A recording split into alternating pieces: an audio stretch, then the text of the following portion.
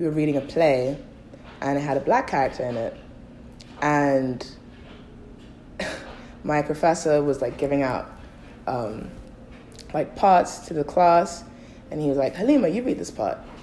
And the black character was African American, so there was an accent, and it was written phonetics, like the accent.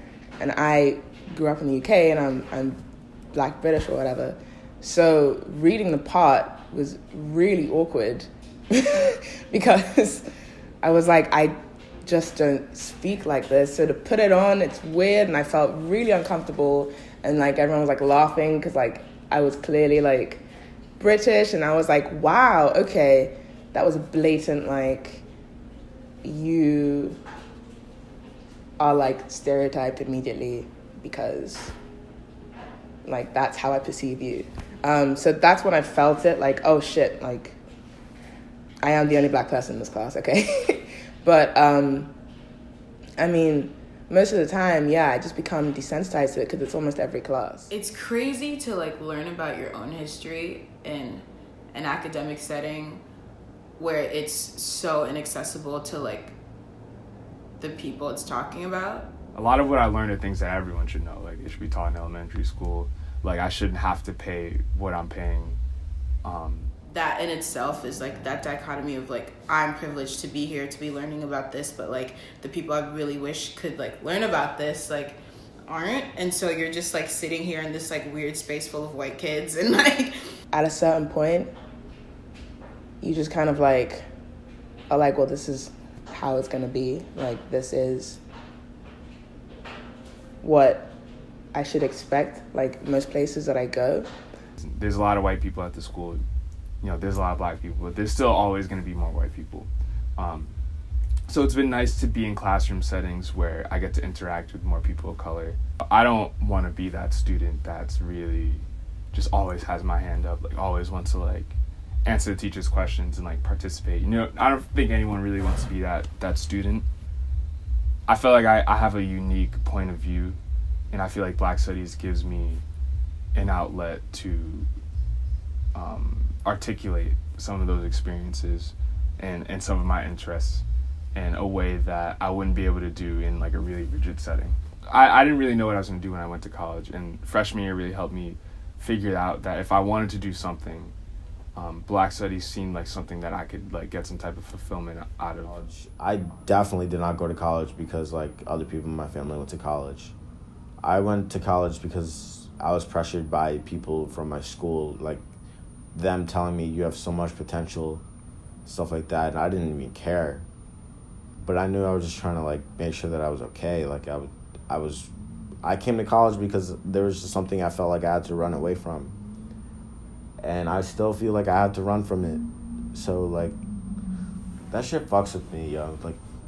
Like if I find myself in a situation and I feel charged because I was triggered in some way and it was racially related, when I know that I've read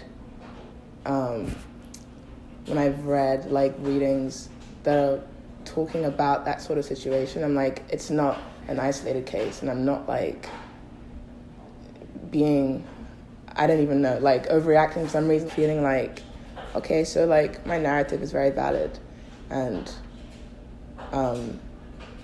I can like have that knowledge now. There's a split for me, because I know like where I'm from, and then I know where I'm at right now, but you know, me being a senior like makes me feel like that, like where I'm at right now is just so temporary, and I knew this coming in. So now what I'm really battling with right now is just like, what are things going to be like after like I'm done here? Will I regress? It makes me scared because I worked so hard to escape feelings of uncertainty and feeling unsafe, you know, in your environment. No matter what you do or how well you try to do in your life, you'll always either be a target or a statistic. And so that's just like something I've just been scared of. Just like getting a taste of privilege for these last 4 years has really just been telling me that this is not something I want to let go of, but you know, it's fleeting. And so right now I've just been having feelings of like not feeling safe in my country. I took a SCA class, I think junior year, and it The professor was of color and she was a woman, which was a step up. She kind of just made it very academic. And like, obviously we're in a private university, so it should be, but I think it kind of got away from the personal. Like, a lot of people, you know, like to believe that the African American experience is very linear and like very umbrella. I have like one foot in academia, one foot in the real world, and I see how there's kind of a disconnect between those two things.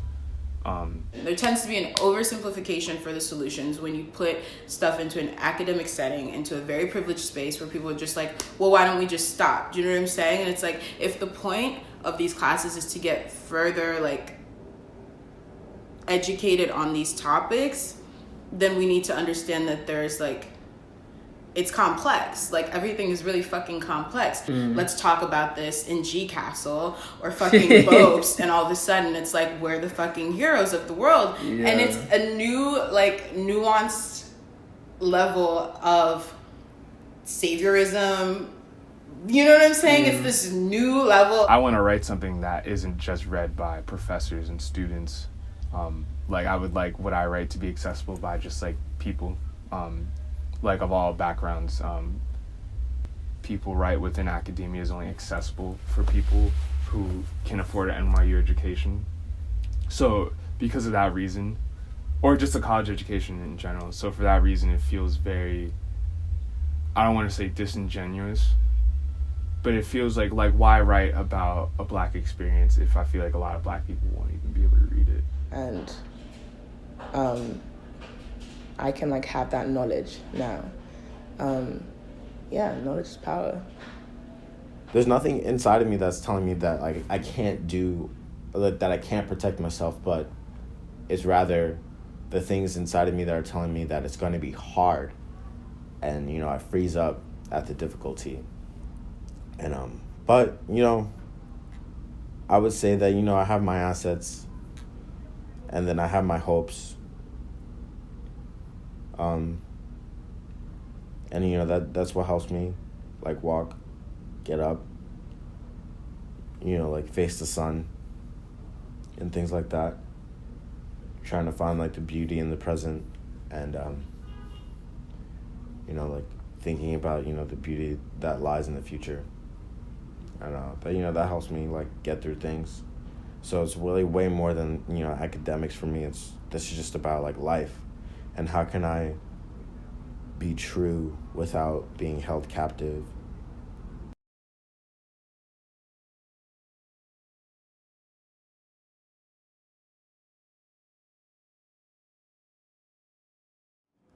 I guess it's not something I pay too much attention to, unless I have to, which it can be pretty often. But yeah, to be honest, like everyone's dealing with their own shit, processing their own things, and still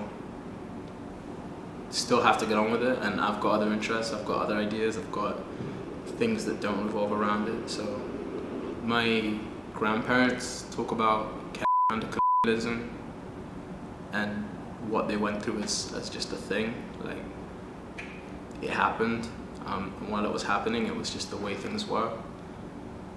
People say this is an irrelevant factor in majority of countries, but I honestly think we just lock it away because it's not in our face. At this point, it's the smoke, not the fire. But everything's polluted by that smoke, so we should talk about it, right? But I don't want to talk about it every day. I don't want to think about it every day. And I can switch it off. A lot of people can't. Most people can't. But is it my job? Is it our job to pay attention, to look like right at it every day, or do we just can we just get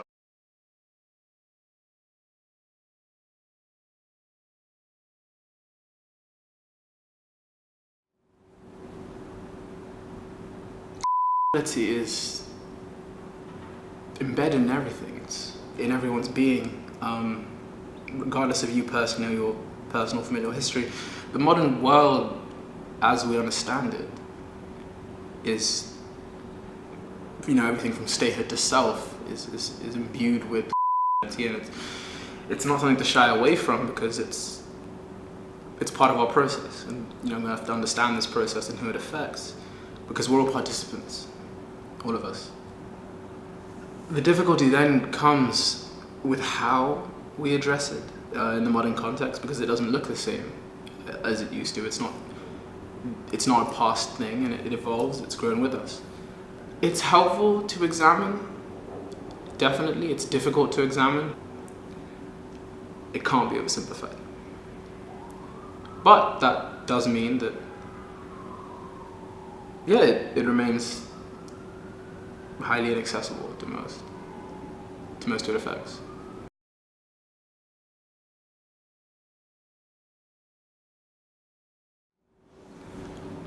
It's frustrating because a lot of the time I'm chilling, honestly. I'm thinking about other things and trying to make sense of it in reference to other things.